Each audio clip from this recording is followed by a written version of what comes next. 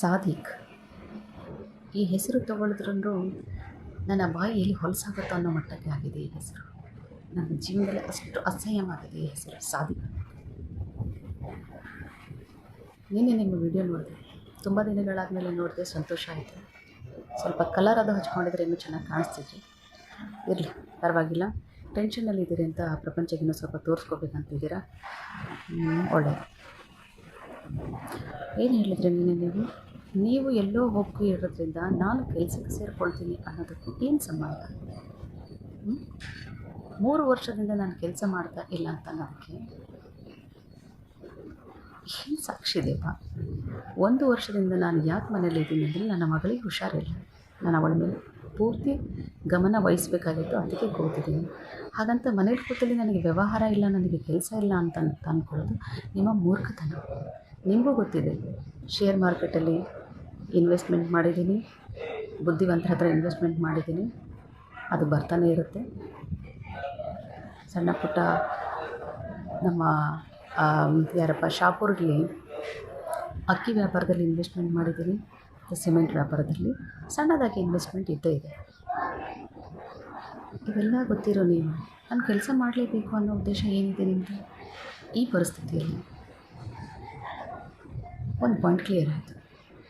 ಇನ್ನೊಂದಾಗಿ ಏನಪ್ಪ ಅಂದರೆ, ಆ ಹೆಂಗಸಿಗೆ ಕಟ್ಕೊಂಡು ಹೆಂಡ್ತಿನ ಇವತ್ತು ಸಮಾಜದಲ್ಲಿ ಹೆಂಡತಿ ಅಂತ ಒಪ್ಕೊಳ್ದಿರೋ ನೀವು ಹೆಂಗಸು ಅಂತ ಹೇಳ್ತಿದ್ದೀರ. ನಾಚಿಕೆ ಆಗಬೇಕು ನನಗೆ, ನಾಚಿಕೆ. ಇಂಡಿವಿಜುವಲ್ ಆಗಿ ಯಾರೂ ಭೇಟಿ ಆಗಬೇಡಿ, ಅವಳು ಕೊಟ್ಟಿದ್ದು ತಿನ್ನಬೇಡಿ, ಕೊಟ್ಟೋಗಿ. ಖಂಡಿತ ನಾನು ಯಾರಿಗೂ ಭೇಟಿ ಆಗೋಕ್ಕೂ ನನಗೂ ಇಷ್ಟ ಇಲ್ಲ.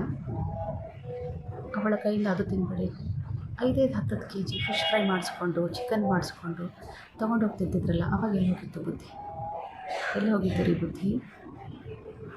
ಇವತ್ತಿಷ್ಟು ಈಸಿಯಾಗಿ ಬ್ಲೇಮ್ ಮಾಡ್ತಿದ್ದೀರಲ್ಲ, ನಾಚಿಕೆ ಆಗಬೇಕು ನಿಮ್ಮ ಗಂಡಸ್ತನಕ್ಕೆ. ಛೀ ಅನ್ಸಲ್ವಾ ನಿಮಗೆ? ಇನ್ನೊಂದಾಗಿ ಹೇಳೋದಾದರೆ, ಈ ಥರ ಮಾಡಿದ್ಮೇಲೆ ನಿನ್ನ ನೆರಳಿಗೂ ಮರ್ಯಾದೆ ಇಲ್ಲ ಅನ್ನೋ ವ್ಯಕ್ತಿ ಮರ್ಯಾದೆ ಬಗ್ಗೆ ತಿಳ್ಕೊಂಡು ಮಾತಾಡಿ. ಮರ್ಯಾದೆ ಅಂದರೆ ಏನು ಅಂತ ತಿಳ್ಕೊಂಡು ಮಾತಾಡಿ. ನಿಮಗೆ ನಿಮ್ಮಪ್ಪಗೆ ಎಷ್ಟು ಮರ್ಯಾದೆ ಇದೆ, ನಿಮ್ಮಪ್ಪ ಎಷ್ಟು ಮರ್ಯಾದೆ ಕೆಲಸ ಮಾಡಿದ್ದಾರೆ, ತಿಳ್ಕೊಂಡು ಮಾತಾಡಿ. ಕೊನೆಯದಾಗಿ ಹೇಳೋದಾದರೆ, ಹಠ ಮಾಡಬೇಡಿ, ನಿಮ್ಮ ಜಿದ್ದು ಸಾಧನೆ ಮಾಡಬೇಡಿ. ನಿಮ್ಮ ಮಗಳಿದ್ದಾಳೆ, ಜೀವನ ಚೆನ್ನಾಗಿದೆ. ಎಕ್ಸ್ಕ್ಯೂಸ್ ಮೀ ಬಾಸ್, ನೀವು ಬರೋಕ್ಕೂ ಮುಂಚೆನೂ ನನ್ನ ಜೀವನ ನನ್ನ ಮಗಳೊಂದಿಗೆ ತುಂಬ ಚೆನ್ನಾಗಿತ್ತು. ಸ್ವೇಚ್ಛೆಯಾಗಿ ಸಂತೋಷವಾಗಿ ಹಕ್ಕಿ ಥರ ಹಾರಾಡಿಕೊಂಡು ಇರೋದ್ರಲ್ಲಿ ಸಂತೋಷವಾಗಿದ್ದೀವಿ ನಾವು. ತಿಳಿ ನೀರನ್ನು ಕದಡಿ ಒಂದೆಬ್ಸ್ಬಿಟ್ಟೆ. ಇದ್ರ ಬಗ್ಗೆ ನೀವು ಮಾತಾಡಬೇಡಿ, ಅದು ಯೋಗ್ಯತೆ ಇಲ್ಲ. ನನ್ನ ಮಗಳ ಬಗ್ಗೆ, ನಮ್ಮ ಜೀವನದ ಬಗ್ಗೆ ಮಾತಾಡೋಕ್ಕೆ ಯೋಗ್ಯತೆ ಇಲ್ಲ ನಿಮಗೆ.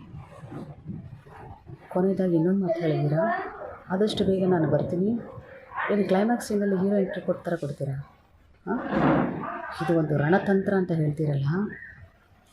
ಹಾಗಾದರೆ ಈ ರಣತಂತ್ರ ಈಗಿಂದಲ್ಲ, ಒಂದು ದಿನದಲ್ಲ, ಅದು 1 ವರ್ಷದಿಂದ ನೀವಾಗೇ ಹೆಣೆದಿರೋ ರಣತಂತ್ರ.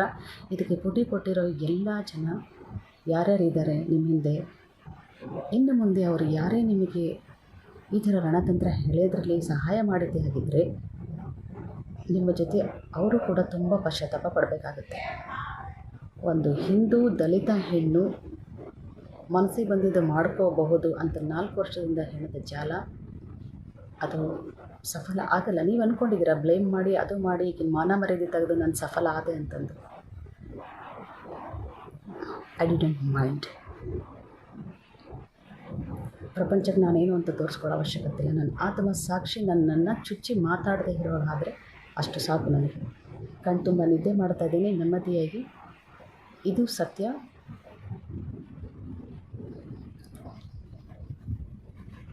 ನೀವು ಹೇಳಿರೋ ಪ್ರತಿಯೊಂದು ಅಕ್ಷರಸಹದ ಮಾತು ಸ್ವಲ್ಪ ದೇವರಿಗಾದರೂ ಹೆದರಿ, ಕನಿಷ್ಠ ಪಕ್ಷ ನಿಮ್ಮ ಮನಸ್ಸಾಕ್ಷಿಗಾದರೂ ಹೆದರ್ಕೊಳ್ಳಿ. ಏನು ಮಾತಾಡ್ತಾ ಇದ್ದೀನಿ, ಅವಳ ವಿರುದ್ಧ ನಾನು ಏನು ಕಟ್ತಾ ಇದ್ದೀನಿ ಅನ್ನೋದು. ನಿಮ್ಮಿಂದ ದುಡ್ಡು ಬರುತ್ತೆ, ಆಸ್ತಿ ಬರುತ್ತೆ, ಇದರ ವಿರುದ್ಧವಾಗಿ ನನ್ನ ಹೋರಾಟ ಇಲ್ಲ. ನಾನೇನು ಕಳ್ಕೊಂಡಿದ್ದೀನೋ ಅದರ ವಿರುದ್ಧವಾಗಿ ಹೋರಾಟ. ಅದು ಮಾನ ಮರ್ಯಾದೆ ಆಗಿರಲಿ, ನಿಮ್ಮಿಂದ ನನ್ನ ಜೀವನದಲ್ಲಿ ನನ್ನ ದುಡಿಮೆ 10-12 ವರ್ಷದ ದುಡಿಮೆ ನೀವೇನು ಲಾಸ್ ಮಾಡಿದ್ದೀರಾ, ಹಂತ ಹಂತವಾಗಿ ಅದನ್ನಷ್ಟೇ ನಾನು ಪಡ್ಕೊಳ್ಳೋಕ್ಕೆ ಹೋರಾಟ ಮಾಡ್ತಾಯಿದ್ದೀನಿ ವಿನಃ ಅದರ ಮೇಲೆ ಅನ್ಯಾಯದ ನನಗೆ ಒಂದು ಬಿಡಿ ಕಾಸು ಕೂಡ ಬೇಕಾಗಿಲ್ಲ. Thank you so much for informing me. ಒಳ್ಳೆ ಇರಿ, ಚೆನ್ನಾಗಿರಿ, ದೇವರ ಆರೋಗ್ಯದಿಂದ ಇಡಲಿ ನಿಮ್ಮನ್ನು. ನನ್ನ ಜೊತೆ ಹೋರಾಟ ಮಾಡೋಕ್ಕೆ ಸಕ್ಷಮ ಕೊಡಲಿ, ಒಳ್ಳೆ ಬುದ್ಧಿ ಕೊಡಲಿ ಭಗವಂತ. ನಮಸ್ಕಾರ ಹುಲ್ಗಿ, ಎಲ್ಲರಿಗೂ ನಮಸ್ಕಾರ. ಹುಲ್ಗಿ ಗ್ರಾಮಸ್ಥರಿಗೆ ಹಾಗೂ ನನ್ನ ಸಹಪಾಠಿಗಳಿಗೆ, ನನ್ನ ಸ್ನೇಹಿತರಿಗೆ ಹಾಗೂ ನನ್ನ ಹಿತೈಷಿಗಳಿಗೆ ಹಾಗೂ ನನ್ನ ಶತ್ರುಗಳಿಗೆ, ಇವತ್ತಿನ ದಿವಸ ನಾನು ಊರಲ್ಲಿಲ್ಲ ಅಂದ ಮಾತ್ರಕ್ಕೆ ನಾನೇನೋ ತಪ್ಪು ಮಾಡಿಬಿಟ್ಟಿದ್ದೀನಿ, ನಾನೇನೋ ತೊಗೊಂಡು ಓಡೋಗ್ಬಿಟ್ಟಿದ್ದೀನಿ, ನಾನೇನೋ ಮಾಡಿದ್ದೀನಿ ಅಂತಕ್ಕಂಥದ್ದೆಲ್ಲ ಹಾಕಿದಾರಲ್ಲ, ಹಾಕಲಿ, ಇನ್ನೂ ಹೇಳಿ, ಇನ್ನೂ ಮಾತಾಡಲಿ, ನನಗೆ ಅದರ ಅಭ್ಯಂತರ ಏನೂ ಇಲ್ಲ. ಕನ್ನಡದಲ್ಲಿ ಒಂದು ಮಾತಿದೆ, ಸತ್ಯ ಚಪ್ಪಲಿ ಹಾಕುವಷ್ಟರಲ್ಲಿ ಸುಳ್ಳು ಜಗತ್ತೇ ಸುತ್ತಿ ಬಂದುಬಿಟ್ಟಿರುತ್ತಂತೆ. ನನ್ನ ವಿಷಯದಲ್ಲಾಗಿರೋದು ಕೂಡ ಅದೇ. ಈಗ ನಾನು ನನ್ನ ಕೆಲವೊಂದು ಫೋಟೋಸ್ಗಳನ್ನು, ವಿಡಿಯೋಸ್ಗಳನ್ನು ಅಥವಾ ಕೆಲವೊಂದು ಲೆಟರ್ಸ್ಗಳನ್ನು ನೀವು ಆಲ್ರೆಡಿ ವಾಟ್ಸಪ್ಪಲ್ಲಿ ಸ್ಟೇಟಸ್ಸು ಮುಖಾಂತರ ಅಥವಾ ನಿಮ್ಮ ಪರ್ಸ್ನಲ್ಲಾಗಿ ಬಂದಿರತಕ್ಕಂಥದ್ದನ್ನು ನೀವು ನೋಡಿರಬಹುದು. ಹೌದು, ಕರೆಕ್ಟು. ಈ ಒಂದು ವಾಟ್ಸಪ್ಪು, ಸ್ಟೇಟಸ್ಸು, ಫೋಟೋಸು ಇವೆಲ್ಲ ಏನಿದೆ ಅಲ್ಲ, ಇದರ ಹಿಂದುಗಡೆ ಇರತಕ್ಕಂತಹ ಒಂದು ನಿಜವಾದ ಸತ್ಯ ಏನು? ಈ ಒಂದು ಫೋಟೋಸ್ ಕೂಡ ಇದ್ದಾವೆ. ಕೆಲವೊಂದು ಒಂದು ಹೆಂಗಸಿನ ಜೊತೆ ನಾನು ಮದುವೆಯಾಗಿರ್ತಕ್ಕಂಥ ಫೋಟೋಸ್ ಕೂಡ ನೀವು ನೋಡಿದ್ದೀರಿ. ಏನಪ್ಪ ಸಾದಿಕ್ ಒಂದು ಕುಟುಂಬ ಇಟ್ಟುಕೊಂಡು ಏನೋ ಒಂದು ಸಮಾಜದೊಳಗಡೆ ಏನೋ ಒಂದು ವ್ಯಕ್ತಿತ್ವ ಇರತಕ್ಕಂಥ ವ್ಯಕ್ತಿ ಅಂದ್ಕೊಂಡಿದ್ವಿ. ಆದರೆ ಇವನು ಈ ರೀತಿ ಚಿಲ್ಲರ್ ಕೆಲಸ ಮಾಡಿದಾನಲ್ಲ ಅಂತ ನೀವೆಲ್ಲ ಅಂದ್ಕೊತಿರ್ಬೋದು. ಸದ್ಯಕ್ಕೆ ಅನ್ಕೋರಿ, ಏನು ತೊಂದರೆ ಇಲ್ಲ. ಸನೀಪರಲ್ಲಿ ನಾನು ವಾಪಸ್ ಬರ್ತೀನಿ. ಅದು ಯಾವಾಗ ಬರ್ತೀನೋ ಗೊತ್ತಿಲ್ಲ. ಬಂದ ಮೇಲೆ ಇದೆ ಅಲ್ಲ, ನಾನು ನಿಮ್ಗೆ ಏನು ಹೇಳಬೇಕಂದ್ರೆ ಒಂದು ವಿಷಯ, 3 ತಾಳಿಯ ವಿಷಯ. ನಾನು ನಿಮ್ಗೆ ಹೇಳಬೇಕಾಗಿರೋದು 3 ತಾಳಿಯ ವಿಷಯ. ಈ ಒಂದು ವಿಷಯ ಏನಿದೆ ಅಲ್ಲ, ಬಹಳ ಅದ್ಭುತವಾಗಿದೆ. ನಾನು ಯಾವ ರೀತಿ ಮೋಸಕ್ಕೊಳಗಾದೆ, ನಾನು ಯಾವ ರೀತಿ ನನಗೆ ವಂಚನೆಗೊಳಗಾದೆ, ನನಗೆ ಯಾವ ರೀತಿ ಇದ್ರೊಳಗೆ ಸಿಗ್ಲಿಕ್ಕೆ ಹಾಕ್ಸಿದ್ರು ಅಂತಕ್ಕಂಥದ್ದು ಬಹಳ ಅದ್ಭುತವಾದಂಥ ಕಥೆ ಇದೆ. ನಾನು ಯಾವುದೇ ರೀತಿ ಹೆದರಿ ಏನು ಮಾಡಿಕೊಟ್ಟು ಬಂದಿಲ್ಲ. ಆ ಹೆಂಗಸು ಸಾಕಷ್ಟು ಜನಗಳ ಮುಂದುಗಡೆ ಹೇಳಿದ್ದಾಳೆ, ನಾನು ಅವಳ ಮೇಲೆ ಅತ್ಯಾಚಾರ ಮಾಡಿದ್ದೀನಿ ಅಂತ ಹೇಳಿದ್ದಾಳೆ. ಆಮೇಲೆ ಮದುವೆ ಮಾಡಿಕೊಂಡು ಮೋಸ ಮಾಡಿ ಓಡಿ ಹೋಗಿದ್ದೀನಿ ಅಂತ ಹೇಳಿದ್ದಾಳೆ. ಆಮೇಲೆ ನೆಕ್ಸ್ಟ್ ಒಂದು ಏನಪ್ಪ ಅಂತಂದರೆ, ಮನೆಯಲ್ಲಿರ್ತಕ್ಕಂಥದ್ದು ಏನೋ 30 ಲಕ್ಷ, ಆಮೇಲೆ 5 ತೊಲಿ ಬಂಗಾರನ ತೊಗೊಂಡು ಓಡಿ ಹೋಗಿದ್ದೀನಿ ಅಂತ ಹೇಳಿದ್ದಾಳೆ. ಹೌದು, ಇದೆಲ್ಲ ಆಪಾದನೆಗಳನ್ನ ಮಾಡಿದ್ಲು. ಮೋಸ ಮಾಡಿದ ಓಡಿ ಹೋದ, ಅತ್ಯಾಚಾರ ಮಾಡಿದ, ಆಮೇಲೆ ಇವನು ರೊಕ್ಕ ತೊಗೊಂಡು ಓಡಿ ಹೋದ, ಬಂಗಾರ ತೊಗೊಂಡು ಓಡಿ ಹೋದ ಅಂತ ಎಲ್ಲ ಹೇಳಿದ್ದಾರಲ್ಲ. ಹಾಗಂದ್ರೆ ಇವತ್ತವರೆಗೆ FIR ಯಾಕೆ ಮಾಡಿಲ್ಲ? ವಿಚಾರ ಮಾಡಬೇಕಲ್ಲ. FIR ಮಾಡ್ಬೋದಿತ್ತಲ್ಲ. FIR ಮಾಡೋಕ್ಕಾಗಲ್ಲ. FIR ಮಾಡೋದು ಇಲ್ಲ ಆ ಹೆಂಗಸು. ಯಾಕಂತಂದರೆ ಅವಳಿಗೆ ಗೊತ್ತಿದೆ 3 ತಾಳಿ ವಿಷಯ ಸಾದಿಕನಿಗೆ ಬಿಟ್ಟರೆ ಬೇರೆ ಯಾರಿಗೂ ಗೊತ್ತಿಲ್ಲ ಅಂತಂದು. ಯಾರ್ಯಾರು ಎಷ್ಟು ಹಣದ ಒಂದು ಮೋಸವನ್ನು ಮಾಡಿದ್ದಾಳೆ, ಯಾರ್ಯಾರು ಹಣದ ಒಂದು ಶೋಷಣೆಯನ್ನು ಮಾಡಿದ್ದಾಳೆ, ನನ್ನಿಂದ ಸುಮಾರು ಎಷ್ಟು ಲಕ್ಷ ಹಣವನ್ನು ಸುಲಿಗೆ ಮಾಡಿದ್ದಾಳೆ, ಪ್ರತಿಯೊಂದು ನನಗೆ ಬ್ಯಾಂಕ್ ಸ್ಟೇಟ್ಮೆಂಟ್ಸ್ ಇದೆ, ಪ್ರತಿಯೊಂದು ರೆಕಾರ್ಡ್ಸ್ ಇದೆ. ನಾನು ರೆಕಾರ್ಡ್ ಇಲ್ಲ, ಯಾವುದೂ ಮಾತಾಡೋದಿಲ್ಲ. ಬಟ್ ಇಲ್ಲಿ ನಾನು ಆದರೂ ಊರು ಬಿಟ್ಟು ಯಾಕೆ ಬಂದಿದ್ದೀನಿ ಅಂತಂದರೆ, ಅಟ್ಲೀಸ್ಟು ನಾನೊಂದು ಅವಕಾಶ ಕೊಟ್ಟೆ. ಒಂದು 10-15 ದಿವಸ, 20 ದಿವಸ ಏನಾದರೂ ನಾನು ಊರಲ್ಲಿ ಇಲ್ಲ ಅಂದರೆ ಏನಾದರೂ ಮೈಂಡ್ ಡೈವರ್ಟ್ ಆಗುತ್ತೇನೋ, ತಾನು ದುಡಿಮೆ ಮಾಡಿಕೊಂಡು ಜೀವನ ಮಾಡಿಕೊಂಡು ಏನಾದ್ರು ತಿಂತಾಳೋ ಏನೋ ಅಂತಕ್ಕಂಥ ನಾನು ವಿಚಾರ ಮಾಡ್ಕೊಂಡು ಊರು ಬಿಟ್ಟೆ ಹೊರತು ಬೇರೆ ಯಾವ ತಪ್ಪು ಮಾಡಿದೂ ಇಲ್ಲ. ಅಷ್ಟು ಆ ಹೆಂಗಸಿಗೆ ಮೀಟ್ರ್ ಇತ್ತು ಅಂತಂದರೆ FIR ಮಾಡಲಿಕ್ಕೆ ಹೇಳ್ರಿ. ಇನ್ವೆಸ್ಟಿಗೇಷನ್ ಆಗಲಿ, FIR ಆಗಲಿ, ಅರೆಸ್ಟ್ ವಾರೆಂಟ್ ಇಶ್ಯೂ ಆಗಲಿ, ನಾನು ರೆಡಿ ಇದ್ದೀನಿ. ಯಾಕಂತಂದರೆ ನಾನು ಯಾವುದು ತಪ್ಪನ್ನು ಮಾಡಿಲ್ಲ. ಬಟ್ ಆ ವಿಡಿಯೋದಲ್ಲಿ, ಆ ಫೋಟೋದಲ್ಲಿರ್ತಕ್ಕಂಥ ವ್ಯಕ್ತಿ 100% ನಾನೇ. ಆದರೆ ಇದರ ಹಿಂದುಗಡೆ ಇರ್ತಕ್ಕಂತಹ ಒಂದು ವಿಷಯ ಏನು, ಎಷ್ಟು ಶೋಷಣೆಯನ್ನು ಮಾಡಿದ್ದಾರೆ, ಯಾಕೆ ಆ ಶೋಷಣೆಯನ್ನು ಮಾಡಿದ್ದಾರೆ, ಎಷ್ಟು ರೊಕ್ಕವನ್ನು ಸುಲಿಗೆ ಮಾಡಿದ್ದಾರೆ, ಪ್ರತಿಯೊಂದು ಎಳೆಯಾಗಿ ಬಿಚ್ಚಿಡ್ತೀನಿ. 3 ತಾಳಿಯ ವಿಷಯ. ಫಸ್ಟು FIR ಅಂತೂ ಮಾಡಲಿ. FIR ಮಾಡೋಕ್ಕಂತೂ ಸಾಧ್ಯನೇ ಇಲ್ಲ. ಇಲ್ಲೇನಾಗುತ್ತೆ, ಎರಡನೇ ಮಾತು, FIR ಮಾಡೋಕ್ಕಾಗಲ್ಲ. FIR ಮಾಡಿಬಿಟ್ರೆ ಸತ್ಯ ಹೊರಗಡೆ ಬೀಳುತ್ತಲ್ಲ, ನಾನು ಬಂದು ಬಾಯಿ ಬಿಟ್ಬಿಡ್ತೀನಲ್ಲ. ಹೀಗಾಗಿ ಎಲ್ಲ ಬಣ್ಣ ಬಯಲಾಗುತ್ತೆ. ಮುಂದೆ ಯಾವ ಆಟ ಕೂಡ ನಡೆಯೋದಿಲ್ಲ. ಯಾರ್ಯಾರ ಜೊತೆ ಏನೇನು ಮಾಡಿದ್ದಾಳೆ, ಯಾರ್ಯಾರ ಜೊತೆ ಹಣದ ಒಂದು ವಂಚನೆಯನ್ನು ಮಾಡಿದ್ದಾಳೆ. ಎಲ್ಲೇ ನೋಡಿರಿ, ಹೊಸಪೇಟೆ ಒಳಗಡೆ ಖಾಜಾ ಹುಸೇನ್ ಅಂತಿದ್ದಾರೆ ಅಣ್ಣ. ಅವ್ರ ಮೊಬೈಲ್ ನಂಬರು 9972265076. ಈ ಒಂದು ನಂಬರನ್ನು ನೆನ್ಪಿಟ್ಕೊಳ್ಳಿ, 9972265076. ಈ ಒಂದು ನಂಬರಿಗೆ ಕಾಲ್ ಮಾಡಿ ಕೇಳ್ರಿ. ಸುಮಾರು 6 ಲಕ್ಷದವರೆಗೂ ಅವ್ರಿಗೆ ವಂಚನೆಯನ್ನು ಮಾಡಿದ್ದಾಳೆ. ಈ ರೀತಿ ಸಾಕಷ್ಟು, ನನಗಂತೂ 18ರಿಂದ 20 ಲಕ್ಷ 22 ಲಕ್ಷದವರೆಗೂ ಹೋಗುತ್ತೆ ಏನು ಮಾಡಿದರೆ. ಪ್ರತಿಯೊಂದು ನನಗೆ ಬ್ಯಾಂಕ್ ಸ್ಟೇಟ್ಮೆಂಟ್ಸ್ ಇದೆ. ಅವಳು ಆ ಒಂದು ಹೆಂಗಸು ಸುಲಿಗೆ ಮಾಡಿರ್ತಕ್ಕಂತಹ ಒಂದು ಬಗ್ಗೆ ಪ್ರತಿಯೊಂದು ನನ್ನ ಕಡೆ ಎವಿಡೆನ್ಸ್ ಇದೆ, ಯಾವುದು ನನ್ನ ಕಡೆ ಇಲ್ಲ ಅನ್ನೋದಿಲ್ಲ ನಾನು. ನೆಕ್ಸ್ಟ್ ಒನ್, ಈ ಸಂಘಟನೆಗಳು ನೋಡಿ, ನೀವು ಒಂದು ಜವಾಬ್ದಾರಿಯುತ ಕೆಲಸದಲ್ಲಿ ಇದ್ದೀರಿ, ನ್ಯಾಯವನ್ನು ಕೊಡಿಸ್ತಕ್ಕ ಕೆಲಸದಲ್ಲಿದ್ದೀರಿ. ನಾನು ನಿಮಗೆ ಬಹಳನೇ ಗೌರವಿಸ್ತೀನಿ. ನೀವು ನ್ಯಾಯವನ್ನು ಈಗ ಸರ್ ನಮಸ್ಕಾರ ಸರ್, ನನ್ನ ಹೆಸರು ಮಂಜುಳಾ ಅಂತ ಸರ್, ಸರ್ ನಿಮ್ಮಿಂದ ಒಂದು ಹೆಲ್ಪ್ ಆಗಬೇಕು ಸರ್, ದಯವಿಟ್ಟು ಸರ್ ನನಗೆ ಸಹಾಯ ಮಾಡಿ ಸರ್ ಅಂತ ರಿಕ್ವೆಸ್ಟ್ ಮಾಡಿದರೆ ಆ ಹೆಂಗಸು ಕರುಣೆ ತೋರಿಸಿ ಇರೋದನ್ನು ಏನೇನು ವಿಷಯ ತನ್ನ ಪ್ಲಸ್ ಏನಿದೆ ಪ್ರತಿಯೊಂದನ್ನು ಹೇಳ್ತಾಳೆ. ಅವಾಗ ನೀವೇನಾಗ್ತೀರಿ 100% ನೀವು ಮೋಟಿವ್ ಆಗ್ತೀರ, ನೀವೇನಾಗ್ತೀರಿ ಎಮೋಷ್ನಲಿ ಹೋಗ್ತೀರಿ. ಆಮೇಲೆ ನೆಕ್ಸ್ಟ್ ಒಂದು ಟೆಂಪ್ಟ್ ಆಗ್ತೀರಿ. ಅವ್ನು ಇಂಥ ಮೋಸ ಮಾಡಿದಾನಲ್ಲ, ಅವ್ನು ಇಂಥ ಪರಿ ಎಲ್ಲ ಮಾಡಿದಾನಲ್ಲ, ಆಗಲಿ ಅದನ್ನು ನೋಡೇ ಬಿಡೋಣ ಅಂತಂದು ನೀವು ಹೇಳ್ತೀರಿ. ಅವಾಗೇನು ಮಾಡ್ತೀರಿ ನೀವು, ನಮ್ಮ ಮನೆ ಕಡೆ ಬರ್ತೀರಿ, ನಾನು ಹುಡ್ಕೋಕ್ಕೆ ಪ್ರಯತ್ನ ಮಾಡ್ತೀರಿ, ಎಲ್ಲ ಮಾಡ್ತೀರಿ ನೀವು. ಅಲ್ಲಪ್ಪ ನಾನು ಅಷ್ಟೆಲ್ಲ ಮೋಸ ಮಾಡಿದರೆ FIR ಕೊಡಿ ಅಂತ ಹೇಳ್ರಲ್ಲ. FIR ಕೊಡೋಂಗಿಲ್ಲ, ಯಾಕಂದ್ರೆ ತನ್ನ ಬಣ್ಣ ಬಯಲಾಗುತ್ತೆ, ಅದು ನನಗೆ ಗೊತ್ತಿದೆ. ಅದ್ರ ಸಲುವಾಗಿ FIR ಕೊಡೋದಿಲ್ಲ.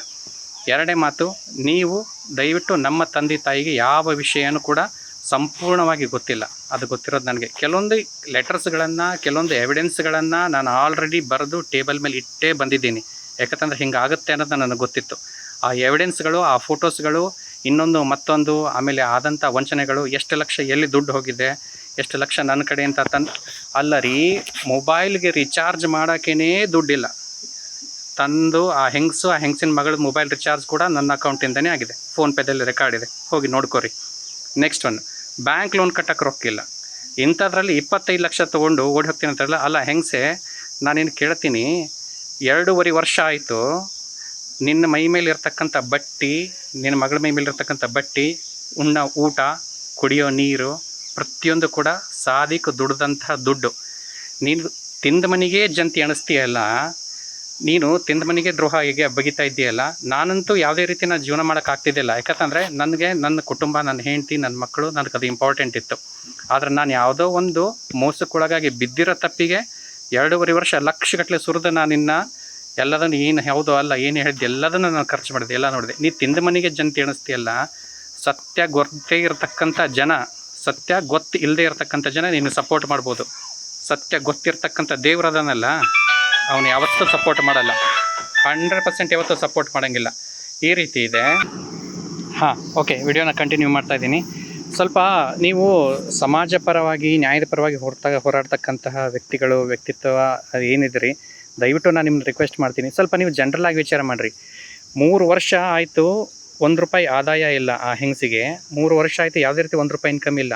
ಪ್ರತಿಯೊಂದಕ್ಕೂ ನನ್ನ ಕಡೆ ಎವಿಡೆನ್ಸ್ ಇದೆ, ನಾನು ಎವಿಡೆನ್ಸ್ ಇಟ್ಕೊಂಡೇ ಮಾತಾಡ್ತೀನಿ. ಆಮೇಲೆ 3 ವರ್ಷದಿಂದ ಈಗ ಸಾಕಷ್ಟು ಮನಿ ಖರ್ಚುಗಳನ್ನು ಹೆಂಗೆ ನಡೆಸ್ತಾ ಇರ್ಬೋದು. ಆಮೇಲೆ ನೆಕ್ಸ್ಟ್ ಒಂದು ಮಗಳನ್ನು ಓದಿಸ್ತಾ ಇದ್ದಾಳೆ ಆ ಹೆಂಗಸು. ಏನಂತ ಓದಿಸ್ತಾ ಇದ್ದಾಳೆ, ಬ್ಯಾಂಕ್ ಲೋನ್ ಮಾಡದೆ ಓದಿಸ್ತಾ ಇದ್ದಾಳೆ. ಅದೆಲ್ಲ ಜನಗಳ ರೊಕ್ಕ, ಎಲ್ಲದೂ ನನ್ನ ಕಡೆ ಎವಿಡೆನ್ಸ್ ಇದೆ. ಅದೆಲ್ಲ ಜನಗಳ ರೊಕ್ಕ. 5 ಲಕ್ಷ ರೂಪಾಯಿ ಚೀಟಿ ಹಾಕಿದ್ರು ನಿಮ್ಮ ಬ್ಯಾಂಕ್ ಒಳಗಡೆ, ಅದರೊಳಗಡೆ 2 ಲಕ್ಷ ರೂಪಾಯಿ ನಾನು ಕಟ್ಟಿದ್ದೆ, 3 ಲಕ್ಷ ರೂಪಾಯಿ ಬೇರೆ ಚೀಟಿ ನಡೆಸ್ತಾ ಇದ್ವಲ್ಲ ಅದರದ್ದು ದುಡ್ಡನ್ನು ಹಾಕಿ ಕಟ್ಟಿದ್ರು. ಮತ್ತು ಅದನ್ನು ಎತ್ಕೊಂಡ್ಬಿಟ್ಟು ಏನು ಮಾಡಿದ್ರು, ಮಗಳದ್ದು ಅಡ್ಮಿಷನ್ ಮಾಡಿ ಫಸ್ಟ್ ಇಯರ್ ಮುಗಿಸ್ಬಿಟ್ರು. 2ನೇ ವರ್ಷದ ಅಡ್ಮಿಷನ್ ಅಂತೂ ನಾನು ದುಡ್ದಿರೋ ದುಡ್ಡಲ್ಲಿ ನಾನು ಕಟ್ಟಿದ್ದೀನಿ. ಅದೆಲ್ಲ ಆಯಿತು. ನೆಕ್ಸ್ಟ್ ಒನ್ ಏನಪ್ಪ ಅಂತಂದರೆ, ಮಲೇಷ್ಯಾಕ್ಕೆ 3 ಲಕ್ಷ ರೂಪಾಯಿ ಖರ್ಚು ಮಾಡಿ ಹೋಗೋಣ. ಆ 3 ಲಕ್ಷ ರೂಪಾಯಿ ಖರ್ಚು ಮಾಡಿದ್ದು ಕೂಡ ಅದು ಜನಗಳ ಚೀಟಿ ದುಡ್ಡೇ. ಇದೆಲ್ಲ ವಿಷಯ ನನಗೆ ಗೊತ್ತಿದೆ, ಎಲ್ಲದಕ್ಕೂ ಎವಿಡೆನ್ಸ್ ನನ್ನ ಕಡೆ ಇದೆ. ಇದಾದಮೇಲೆ ಆ 12 ಲಕ್ಷ ರೂಪಾಯಿ ಚೀಟಿನ ಅದೇ ನಿರ್ಮಲ್ ಕೋಆಪರೇಟಿವ್ ಬ್ಯಾಂಕಲ್ಲಿ ಹಾಕಿದ್ರು. ಅದು ಹಾಕಿದ ಮೇಲೆ ಏನು ಮಾಡಿದರು, ಅದನ್ನು ಕೂಡ ಅರ್ಧಂಬರ್ಧ ಕಟ್ಟಿದ್ದು. ಅದರೊಳಗೆ ಸುಮಾರು ಒಂದು 80,000 ರೂಪಾಯಿ ಅಷ್ಟೇ ಕಟ್ಟಿದೆ, ಸುಳ್ಳು ಹೇಳಬಾರ್ದು. ಒಂದು 80,000 ರೂಪಾಯಿ ಅಷ್ಟೇ ಕಟ್ಟಿದ್ದೇನೆ. ಉಳಿಕೆ ದುಡ್ಡೆಲ್ಲ ಜನಗಳ ದುಡ್ಡೇ ಕಟ್ಟಿದ್ದು. ತಿಂಗಳಿಗೆ ಬ್ಯಾಂಕಲ್ಲಿ ಕೆಲಸ ಮಾಡೋರು ಒಂದು 12,000 ರೂಪಾಯಿಂದ 15,000 ರೂಪಾಯಿ ಅಂತೂ ಪೇಮೆಂಟ್ ಇದ್ದಿಲ್ಲ, ಹೆಚ್ಚು ಕಡಿಮೆ ಇರ್ಬೋದು. ಒಳ್ಳೆಯದಾಗಲಿ, ಅವ್ರವ್ರ ಆರ್ಥಿಕ ಪರಿಸ್ಥಿತಿ ಅವ್ರಿಗಿರ್ತಾರೆ. ನಾವು ಯಾರನ್ನೂ ಹೀಯಾಳಿಸಿ ಮಾತಾಡೋದು ಬೇಡ. ಕಷ್ಟ ನಮಗೂ ಇರ್ಬೋದು, ಬಂದನೂ ಬರ್ಬೋದು. ಹಿಂಗಿರೋರು ಲಕ್ಷಗಟ್ಟಲೆ ಟರ್ನ್ ಓವರ್ ಮಾಡ್ತಾರಂದರೆ ಎಲ್ಲಿಂದ ಮಾಡಿದರು? ಅದೆಲ್ಲ ಜನಗಳ ದುಡ್ಡೇ. ಅಮ್ಮ ತಾಯಿ, ನೀನು ನೋಡು, ಆ ಶಬ್ದ ಅನ್ನಬಾರ್ದು, ಅದಕ್ಕೆ ಯೋಗ್ಯ ಇರಲ್ಲ, ಆ ಶಬ್ದ ಅನ್ನಬಾರ್ದು. ಈಗ ನೋಡಮ್ಮ, ನೀವೆಲ್ಲ ಏನು ಸಪೋರ್ಟ್ ಮಾಡ್ತಾ ಇದ್ದೀರಲ್ಲ, ಹೆಣ್ಮಕ್ಳಾಯಿತು ಗಂಡು ಮಕ್ಕಳಾಯಿತು, ಅವ್ರಿಗೇನು ಸಪೋರ್ಟ್ ಮಾಡ್ತಾ ಇರಲ್ಲ, ನಿಮಗೆ ನಾ ತಾಯಿ ಎಂದಿದ್ದು, ಓಕೆನಾ? ಆ ಹೆಂಗಸಿಗೇನು ಸಪೋರ್ಟ್ ಮಾಡ್ತಾ ಇದ್ದೀರಲ್ಲ, ಕುಂದ್ರಿಸಿ ಕೇಳ್ರಿ. 3 ವರ್ಷ ಆಯಿತು, ₹1 ಇನ್ಕಮ್ ಇಲ್ಲ, ಇಷ್ಟು ಲಕ್ಷ ಎಲ್ಲ ಚೀಟಿ ಕಟ್ಟಿದ್ರಿ, ಇಷ್ಟೆಲ್ಲ ಇದು ಮಾಡಿದ್ರಿ, ಇದು ಯಾರು ದುಡ್ಡು ಏನಂತ ಕೇಳ್ರಿ. ಪ್ರತಿಯೊಂದು ನನ್ನ ಕಡೆ ಟ್ರಾನ್ಸಾಕ್ಷನ್ಸ್ ಹಿಸ್ಟ್ರಿ ಇದೆ, ಪ್ರತಿಯೊಂದಕ್ಕಿದೆ. ಫೋನ್ಪೇ ಟ್ರಾನ್ಸಾಕ್ಷನ್ಸ್ ಹಿಸ್ಟ್ರಿ ಇದೆ, ಬ್ಯಾಂಕ್ ಅಕೌಂಟ್ ಟ್ರಾನ್ಸ್ಫರ್ ಮಾಡಿದ ಹಿಸ್ಟ್ರಿ ಇದೆ, ಮಕ್ಕಳ ಅಡ್ಮಿಷನ್ ಫೀ ಕಟ್ಟಿರೋ ಹಿಸ್ಟ್ರಿ ಇದೆ, ಪ್ರತಿಯೊಂದು ಹಿಸ್ಟ್ರಿ ಇದೆ. ಈ ರೀತಿ 18ರಿಂದ 20 ಲಕ್ಷದವರೆಗೂ ಶೋಷಣೆ ಮಾಡಿ ಎಲ್ಲ ಮಾಡಿ ಇವತ್ತಿನ ದಿವಸ ನನ್ನ ಮೇಲೇ ಗೂಬೆ ಕುಂದ್ರಿಸಿ 20 ಲಕ್ಷ ತೊಗೊಂಡು ಓಡಿ ಹೋಗಿದ್ದಾನೆ, 15 ಲಕ್ಷ ತೊಗೊಂಡು ಓಡಿ ಹೋಗಿದ್ದಾನೆ, 12 ಲಕ್ಷ ತೊಗೊಂಡು ಓಡಿ ಹೋಗಿದ್ದಾನೆ, ಮೋಸ ಮಾಡಿದ್ದಾನೆ ಅಂತ ಊರು ತುಂಬ ಹೇಳ್ಕೊಂತ ಅಡ್ಡಾಡ್ತಿರಲ್ಲ, ಸ್ವಲ್ಪನಾದ್ರೂ ಮನುಷ್ಯತ್ವ ಇದೆನಾ?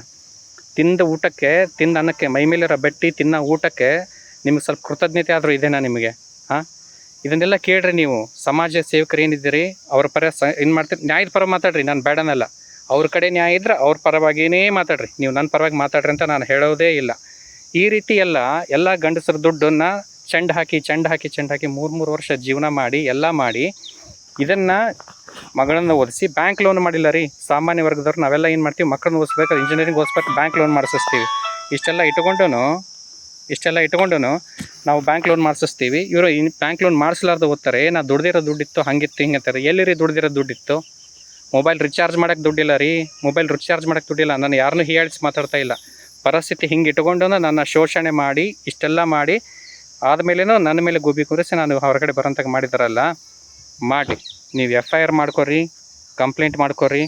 ದಯವಿಟ್ಟು ನೀವು ಹೇಳ್ತೀನಿ ಕೇಳ್ರಿ. ಸಪೋರ್ಟ್ ಯಾರ್ಯಾರು ಮಾಡ್ತಾ ಇದ್ದೀರಲ್ಲ, ನಾಳೆ ದಿವಸ ನನ್ನ ಕಡೆ ಇರ್ತಕ್ಕಂತಹ ಸಾಕ್ಷಿಗಳನ್ನು ಮುಂದಿಟ್ಟರೆ ನಿಮಗೆ ಅವಮಾನ ಅನ್ನಿಸ್ಬಹುದು. ದಯವಿಟ್ಟು ನೀವು ಸಪೋರ್ಟ್ ಮಾಡೋಕ್ಕಿಂತ ಮುಂಚೆ ವಿಚಾರ ಮಾಡಿರಿ, ನೀವು ಬಹಳ ವಿಚಾರ ಮಾಡಿರಿ. ಇದು 3 ತಾಳಿ ವಿಷಯ ಅಷ್ಟು ಈಸಿ ಇಲ್ಲ, ಬಹಳ ಜಟಿಲವಾಗಿದೆ ಇದು. ನೀವು ದಯವಿಟ್ಟು ಯೋಚನೆ ಮಾಡಿ ಸಪೋರ್ಟ್ ಮಾಡಿರಿ, ನ್ಯಾಯ ತಿಳ್ಕೊಂಡು ಸಪೋರ್ಟ್ ಮಾಡಿರಿ. ಹೋಗ್ರಿ, ಕೇಳ್ರಿ, ನನ್ನ ಕಡೆ ಏನು ರೆಕಾರ್ಡ್ಸ್ ಇದೆ, ನಾನು ಏನು ಬರೆದಿಟ್ಟು ಬಂದಿದ್ದೆ ಅದನ್ನು ನೋಡಿರಿ, ಫೋಟೋಸ್ಗಳನ್ನು ನೋಡಿರಿ, ಪ್ರತಿಯೊಂದು ನೋಡಿರಿ. ನೀವು ನೋಡಿಕೊಂಡು ಆಮೇಲೆ ನಿರ್ಧಾರವನ್ನು ತೊಗೊಂಡು ದಯವಿಟ್ಟು ಮುಂದುವರಿರಿ. ಅದೇ ಹೇಳ್ತೀನಲ್ಲ, ಸತ್ಯ ಚಪ್ಪಲಿ ಹಾಕುವಷ್ಟರಲ್ಲಿ ಸುಳ್ಳು ಪ್ರಪಂಚವನ್ನೇ ಸುತ್ತಿ ಬಂದುಬಿಟ್ಟಿರ್ತಂತೆ. ಈಗ ನಾನು ಯಾಕೆ ಅದ್ರ ಒಳಗಡೆ ಸಿಕ್ಕಾಕ್ಕೊಂಡೆ? ಆಮೇಲೆ ನಿಮಗೆ ಇನ್ನೊಂದು ಹೇಳ್ತೀನಿ, ನೀವು ಅವ್ರಿಗೆ ಸಪೋರ್ಟ್ ಮಾಡ್ತಕ್ಕಂಥವ್ರು ವೈಯಕ್ತಿಕವಾಗಿ ಅವ್ರ ಒಂದು ಹೆಂಗಸಿನ ಸಪೋರ್ಟ್ ಮಾಡ್ತಕ್ಕಂಥವ್ರು ಏನಾರಿ ಇಂಡಿವಿಜುವಲ್ ಆಗಿ ಹೋದರೆ, ಏನಾದರೂ ಭೇಟಿ ಆಗಕ್ಕೆ ಹೋದರೆ, ಏನಾದರೂ ತಿನ್ನೋಕ್ಕೆ ಕೊಟ್ಟರೆ, ಕುಡಿಯೋಕ್ಕೆ ಕೊಟ್ಟರೆ ಮಾಡಬೇಡ್ರಿ. ಇಲ್ಲಾಂದ್ರೆ ನಿಮ್ಮದು ಫೋಟೋಸ್ಗಳು ರೆಕಾರ್ಡ್ ಆಗ್ತವೆ. ಈಗ ನಾನೇನು ಬಲಿಪಶು ಆಗಿದ್ದೀನಿ, ಹಂಗೆ ನೀವು ಬಲಿಪಶು ಆಗ್ತೀರಿ. ಅದರ ಸಲುವಾಗಿ ಬಹಳ ವಿವೇಚನೆಯಿಂದ ಮಾಡಿರಿ. ಎರಡನೇದ್ದು, ಈಗ ಆ ಹೆಂಗಸಿಗೆ ನಾನು ಹೇಳೋದಾದರೆ, ನೋಡಿರಿ, ನಿಮಗೆ ಮಗಳಿದ್ದಾಳೆ, ಈ ಜಿದ್ದು, ಈ ಹ್ಯಾವ ಇದನ್ನೆಲ್ಲ ಬಿಟ್ಟುಬಿಡ್ರಿ. ಸಾಧಿಕ್ ಮುಗಿದು ಹೋದ ಅಧ್ಯಾಯ ಯಾವತ್ತೂ ವಾಪಸ್ ಸಿಗೋಕ್ಕೆ ಸಾಧ್ಯನೇ ಇಲ್ಲ. ಇಷ್ಟೆಲ್ಲ ಒತ್ತಾಯವಾಗಿ ಬಲವಂತವಾಗಿ ಇಟ್ಕೊಂಡು ಏನು ಮಾಡ್ತೀರಿ? ನಿಮಗೆ ಅನ್ಯಾಯನೇ ಆಗಿಲ್ಲ, ನೀವೇ ನನಗೆ ಅನ್ಯಾಯ ಮಾಡಿದಿರಿ. ಲಕ್ಷಗಟ್ಟಲೆ ಸುಲ್ದಿದ್ದೀರಿ. ಎಲ್ಲದೂ ನನ್ನ ಕಡೆ ಎವಿಡೆನ್ಸ್ ಇದೆ, ಯಾರ್ಯಾರಿಗೆ ಕೊಟ್ಟಿದ್ದೀನಿ, ಏನಿದ್ದೀನಿ, ಎಲ್ಲರೂ ಕರ್ಕೊಂಬಂದು ನಿಲ್ಲಿಸ್ತೀನಿ. ನನಗೆ ಅಭ್ಯಂತರನೇ ಇಲ್ಲ. ಸುಲ್ದು ಬಿಟ್ಟಿದ್ದೀರಿ. ಇನ್ನೂ ನೀವು ನಾನು ಸುಲ್ಕೋಬೇಕು, ಇನ್ನೂ ನೀವು ನನಗೆ ಕಿತ್ಕೋಬೇಕಂತಂದರೆ ದೇವರಾಣೆ 1 ಪೈಸೆ ಬರಲ್ಲ, ಸಾಧ್ಯನೇ ಇಲ್ಲ. ಕಷ್ಟಪಟ್ಟು ಬೆವರು ಸುರಿಸಿ ರಕ್ತ ಬಸ್ತು ದುಡ್ದಿರೋ ದುಡ್ಡು ನಾನು. ಯಾರನ್ನೂ ತಲೆ ಹಿಡಿದು ಚೆಂಡು ಹಾಕಿ ಇನ್ನೊಬ್ಬರನ್ನ ಗಂಡಸರಿಗೆ ಮೋಸ ಮಾಡಿ ಗಳಿಸಿರೋ ದುಡ್ಡು ಅಲ್ಲ ನಾನು ಮಾಡಿರೋದು. ನಿಮಗೆ 1 ರೂಪಾಯಿ ಅಂತ ನನ್ನ ಕಡೆ ಸಾಧ್ಯನೇ ಇಲ್ಲ. ಬೇಕಾದ್ರೆ ಏನಾದರೂ ನಾನು ಫೇಸ್ ಮಾಡೋಕ್ಕೆ ತಯಾರಿದ್ದೀನಿ. ಹಿಂಗಿದೆ. ಸೊ ನಾನು ಹೇಳೋದೇನಂತಂದರೆ, ಮಗಳ ಜೊತೆ ಚೆನ್ನಾಗಿ ಜೀವನ ಇದೆ, ಭವಿಷ್ಯ ಇದೆ. ಆಗಿದ್ದನ್ನು ಏನಪ್ಪ ಅಂತಂದರೆ ಸುಲ್ಕೊಂಡಷ್ಟು ಸುಲ್ಕೊಂಬಿಟ್ರಿ, ಹಾಳು ಮಾಡಿಬಿಟ್ರಿ. ನನಗೆ ಗೊತ್ತಿದೆ, ಅಲ್ಲಿ ಗಂಗಾವತಿಯಲ್ಲಿ ಕೂಡ ನೀವು ಬೆಂಕಿ ಹಚ್ಚಿರ್ತೀರಿ, ಅಲ್ಲಿ ನನ್ನ ಹೆಂಡತಿ ಮಕ್ಕಳು ಕೂಡ ನನಗೆ ಸೇರ್ಲಾರ್ದಂಗೆ ಮಾಡಿರ್ತೀರಿ, ಊರು ತುಂಬ ಹಬ್ಬಿಸಿಬಿಟ್ಟಿರ್ತೀರಿ, ಎಲ್ಲ ಮಾಡಿರ್ತೀರಿ. ನನಗೆ ಗೊತ್ತಿದೆ. ನಾನು ಮರ್ಯಾದೆ ಹಾಳಾದ್ರೆ ಆಯಿತು. ಆದರೆ ನಾನೇನಾದರೂ ಬಂದು ನನ್ನ ಕಡೆ ಇರತಕ್ಕಂತಹ ಎಲ್ಲ ಎವಿಡೆನ್ಸನ್ನು ಮುಂದಿಟ್ಟರೆ ನಿಮಗೆ ಸಪೋರ್ಟ್ ಮಾಡಿದ್ರೆ ಕೂಡ ತಲೆ ಬಗ್ಗಿಸ್ಬೇಕಾಗತ್ತೆ. ನೆಕ್ಸ್ಟ್ ಒನ್ನು, ನಿಮ್ಮ ನೆರಳಿಗೆ ಕೂಡ ಗೌರವ ಸಿಗದೇ ಇರತಕ್ಕಂಥ ರೀತಿ ಆಗುತ್ತೆ. ದಯವಿಟ್ಟು ಹಂಗೆ ಮಾಡ್ಕೋಬೇಡ್ರಿ. ನಿಮ್ಮ ಮಗಳ ಭವಿಷ್ಯಕ್ಕೋಸ್ಕರ ಆದರೂ ನೀವು ನ್ಯೂಟ್ರಲ್ ಆಗಲಿ. ನಾನು ನಿಮಗೆ ಮಾರ್ಗದರ್ಶನ ಕೊಟ್ಟರು, ಒಳ್ಳೆ ಸಲಹೆಗಾರರಾಗಿ ನಾನು ನಿಮ್ಮ ಜೊತೆ ನಿಮಗೆ ಎಲ್ಲ ಹೇಳಿದ್ರೂ ನೀವು ಯಾವುದನ್ನು ಮಾಡಲಿಲ್ಲ. ಇದು ಕೊನೆಯದಾಗಿ ಹೇಳ್ತಾ ಇದ್ದೀನಿ, ದಯವಿಟ್ಟು ನೀವು ಹಿಂದಕ್ಕೆ ಸರ್ಕೋರಿ. ಇಲ್ಲಾಂದ್ರೆ 100% ಸಮಸ್ಯೆ ಕಟ್ಟಿಟ್ಟು ಬುತ್ತಿ. ನೀವು ಅಂದ್ಕೊಂಡಿದ್ದೀರಿ ನಾನು ಹೆದರಿ ಓಡಿ ಬಂದಿದ್ದೀನಿ ಅಂತಂದು. ನೆವರ್. ಇದು ರಣತಂತ್ರ.